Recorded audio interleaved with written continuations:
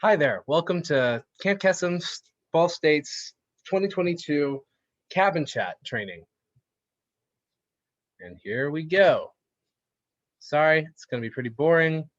I'm just trying to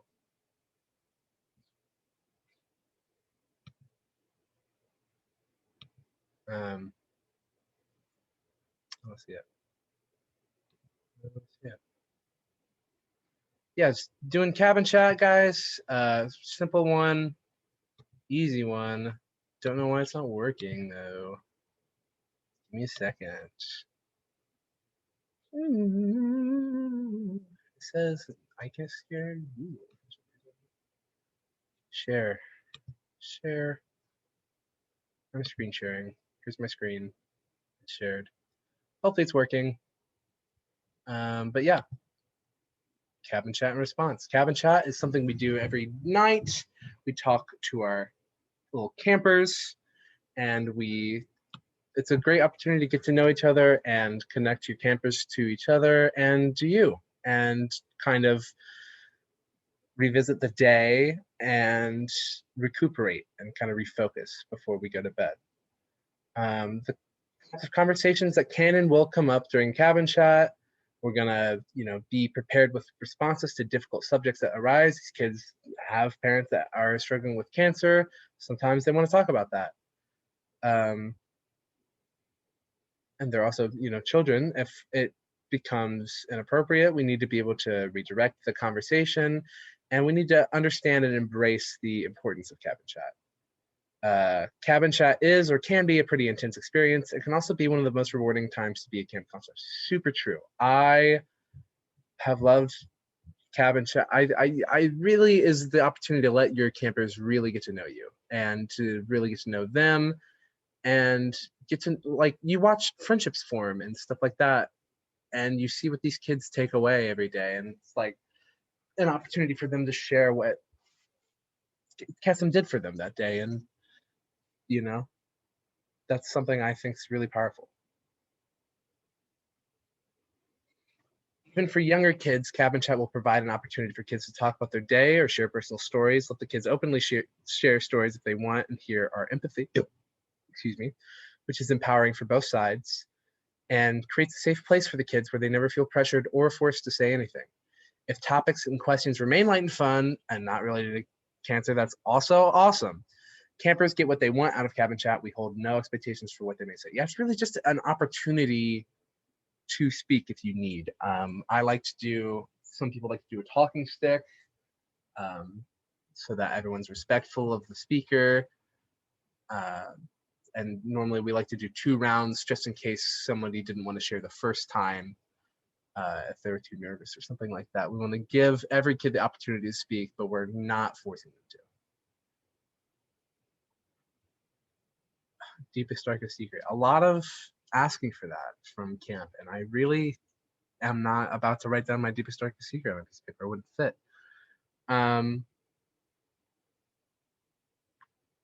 Not all topics and experiences brought up at cabin chat can be kept a secret, and no counselor should ever promise a camper that they will not tell anyone. Topics like child abuse disclosures, self-harm, and suicidal ideation must be shared with the camp advisor and MHP right away.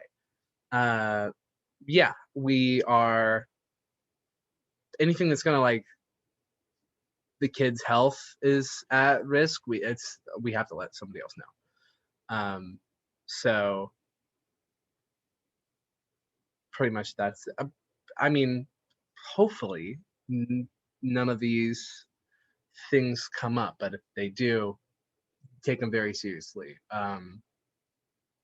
and know that it's not your responsibility to deal with that also. So yeah, if it gets heavy, just be ready to know what to do.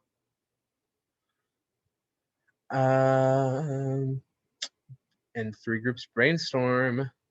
Cabin chat questions that helped cabin groups develop, build, and maintain trust. And they're pretty much age appropriate. What that means pretty much is address your cabin chat is going to address different needs for 6 to 9-year-olds than it is for 13 to 16-year-olds.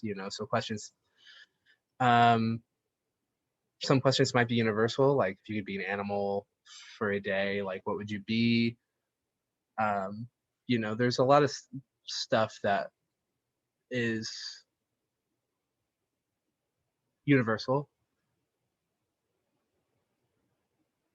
Oh, but how to manage cabin chat. Usually happens after all the bedtime stuff and before sleep. There's a lot of different ways to go about it. Cabin chat should be specific to each cabin. So I like to let my campers make rules if they want to. You know, we brainstorm together what we want cabin chat to look at. But pretty much, yeah, for your cabin, you want to have the sharing be organized, one person sharing, everyone else listening, and everyone's respectful of that. We want to make sure that we're giving everyone the opportunity while not forcing it.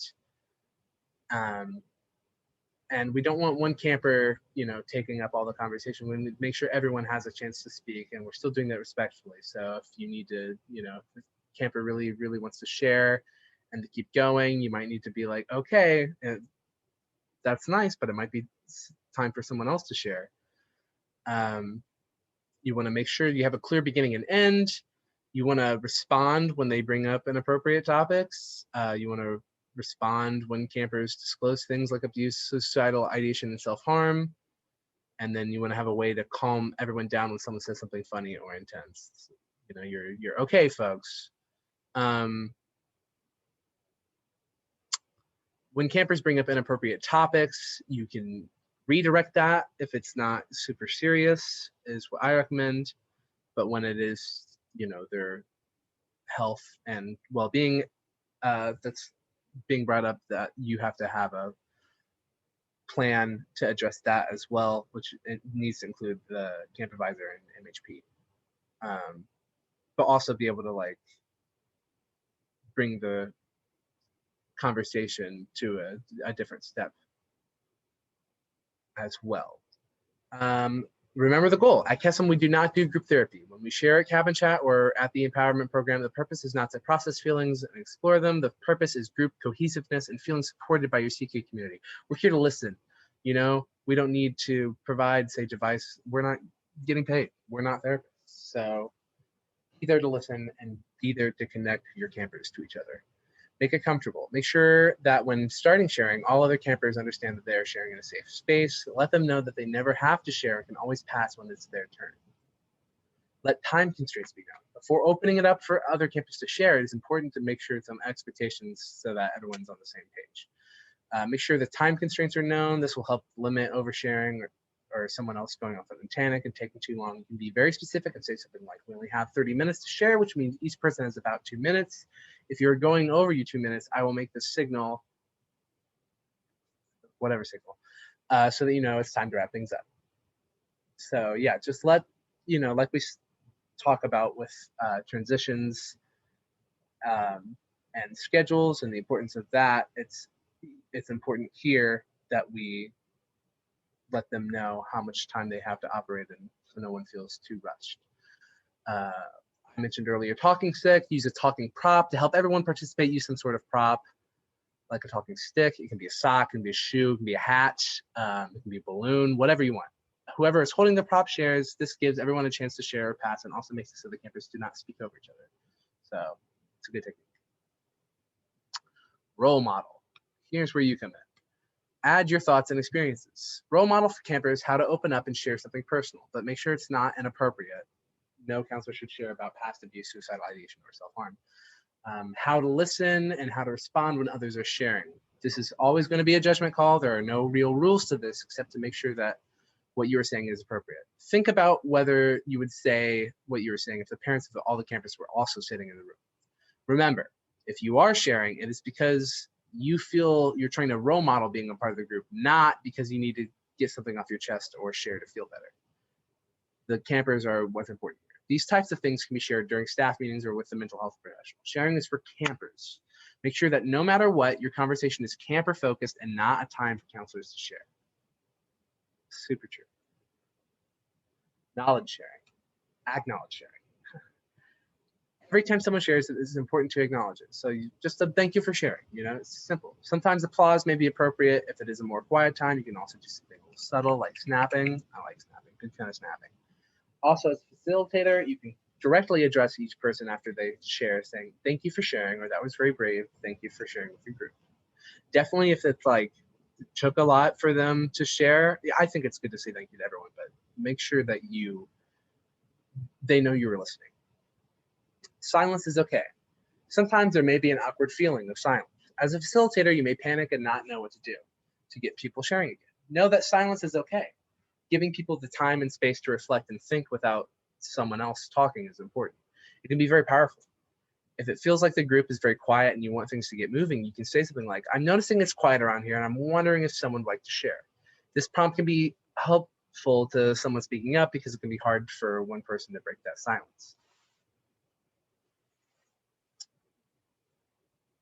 I think also you being a role model is a good opportunity to break the silence if no one's willing to share. If you're like, I'll share first, but the silence persists, then obviously the pressure's on. All kids show emotion differently. For one kid, crying is a nice relief. For others, the vulnerability can be very uncomfortable. They could come from a place where crying isn't culturally acceptable. Different people just show how they are feeling in different ways. For example, you could have a young camper that won't cry, but later you may see them working really hard at a game of Frisbee, and that is how they show their emotion.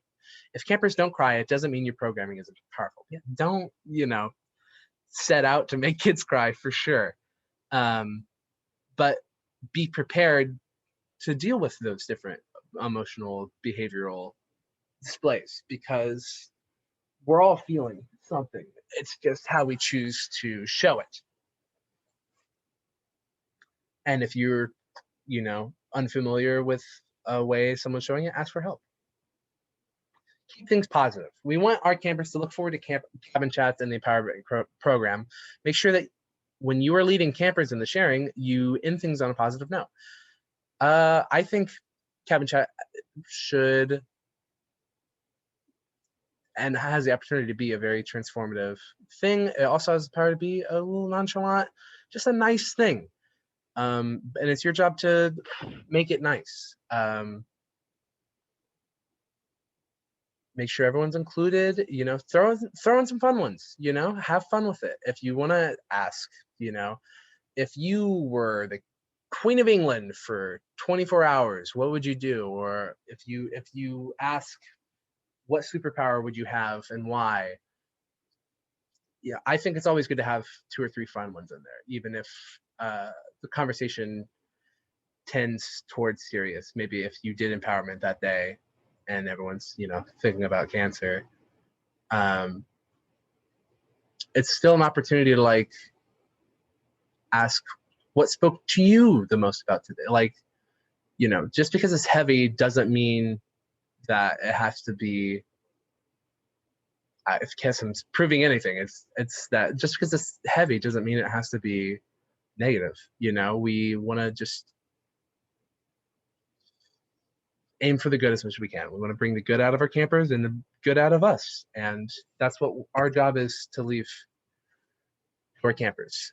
Get help if you need it. If a camper brings something up inappropriate or intense, keep the sharing moving and normalize the situation for everyone else. You don't want to whoop whoop. Oh, hold on, everybody. Just cabin chat still needs to be cabin chat, but definitely take time to follow up right after and get help from MHP, Camp Advisor, and Admin. If you need to be like, hey, Buttersprout, I heard, can I talk to you outside with the Camp Advisor real quick?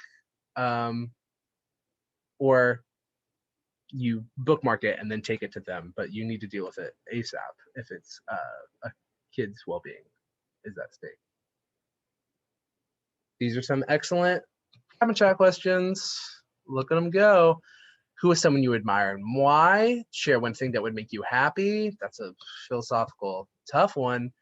What one word best describes you? Which are your accomplishments you're most proud of? These might be for older kids. This is going to make me go on a psychological breakdown. Have you lived where you do now for your whole life? If not, where have you lived? Existential crisis. Where in the world would you most like to live? What will you remember most about this year? Name an event that has helped make you are the way you are today. Name a subject you would like to know more about and explain why. Share something you've learned in the past 24 hours. What advice would you give to someone younger than yourself? If your life were a movie, what would be the most important scene, and what music would you have to put to it? If you could have 3 wishes, what would they be? And those are just some easy ones, but definitely don't be afraid to be silly. If you want to be like, if you had to be a flower, what flower would you be? You know, don't be afraid to put your own spin on it. That concludes the cabin chat